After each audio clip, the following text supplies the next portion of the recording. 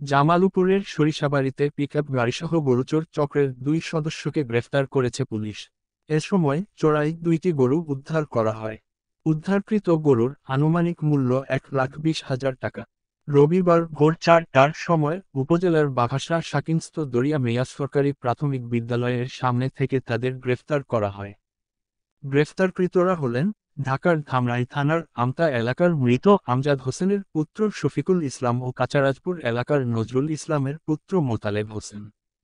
স্থানীয় সূত্র ও পুলিশ জানায়, সরিষাবাড়ী থানার ভারপ্রাপ্ত কর্মকর্তা মোহাম্মদ মুশফিকুর রহমানের নেতৃত্বে উপজেলার তারাকান্দি তদন্ত কেন্দ্রের পুলিশ রাত্রিকালীন বিশেষ অভিযান পরিচালনা করাকালীন সময়ে একটি পিকআপ গাড়ির গতিবিধি সন্দেহ মনে হলে গাড়িটিকে ধাওয়া করিলে উপজেলার বাঘাসা এলাকার দরিয়ামেয়া সরকারি প্রাথমিক বিদ্যালয়ের সামনে পিকআপ গাড়ি আটক করে।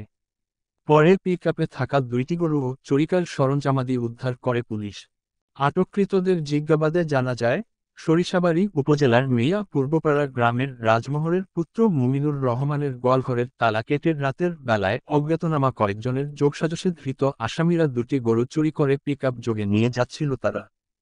সরিষাবাড়ী থানার ভারপ্রাপ্ত কর্মকর্তা মোহাম্মদ মুশফিকুর রহমান জানান, গরু চুরির বিষয়ে সরিষাবাড়ী থানা পুলিশ পূর্ব থেকে সতর্ক অবস্থানে ছিল।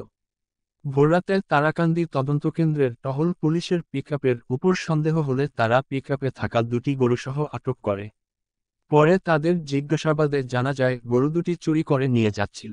এ বিষয়ে থানায় মামলা রুজু হয়েছে। ধৃতদের জিজ্ঞাসাদের নিমিত্তে 5 দিনের রিমান্ডের আবেদনসহ বিজ্ঞ আদালতে প্রেরণ করা হয়। অজ্ঞাতনামা আসামিদের গ্রেফতারের চেষ্টা অব্যাহত আছে।